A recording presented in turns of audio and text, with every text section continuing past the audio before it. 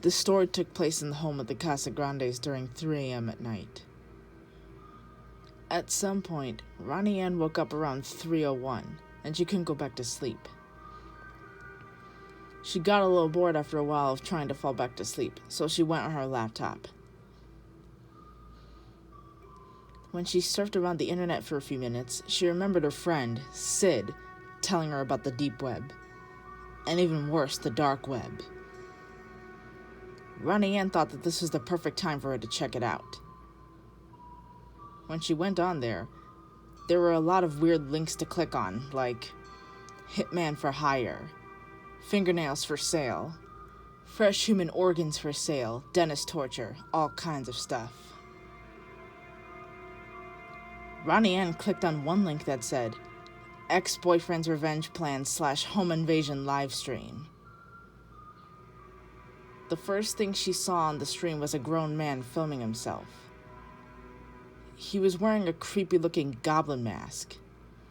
He was also holding a large cleaver while imitating slitting his own throat and stabbing his chest. He then turned the camera around to film a window that was open all the way. He took off his boots and then climbed inside. Then he began sneaking upstairs and went into the bathroom, where he made a really big cut on his arm with the cleaver he was carrying. Then he got a bathtub scrubbing brush and rubbed it in his open wound. And then he put the brush back where he found it. Ronnie Ann didn't feel comfortable watching this, not one bit. But after seeing this part with the brush, she was disgusted. She couldn't click away.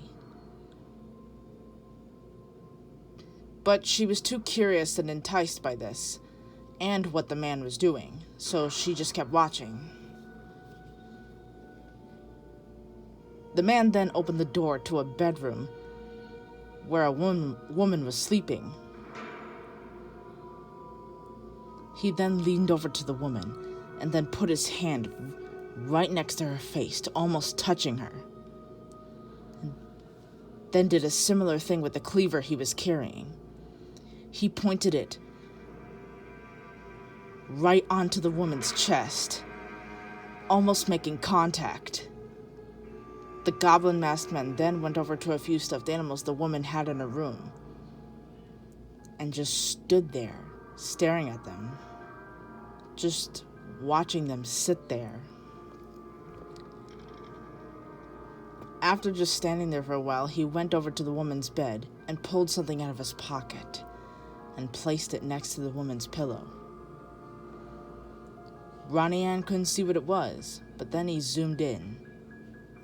It was a note that said, "I could have killed you and your whole family if you didn't leave me." The man snuck out of the woman's bedroom, and Ronnie Ann said out loud, "This guy is seriously messed up." The man paused and then turned the camera onto himself and just stared at it. Ronnie Ann thought, "That's weird. Did he hear me say that or something?"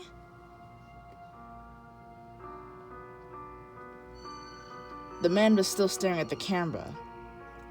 In fact, it was like he was staring at her. After a quick pause, he carried on, sneaking around the house, and then climbed back out the window, and then the stream ended.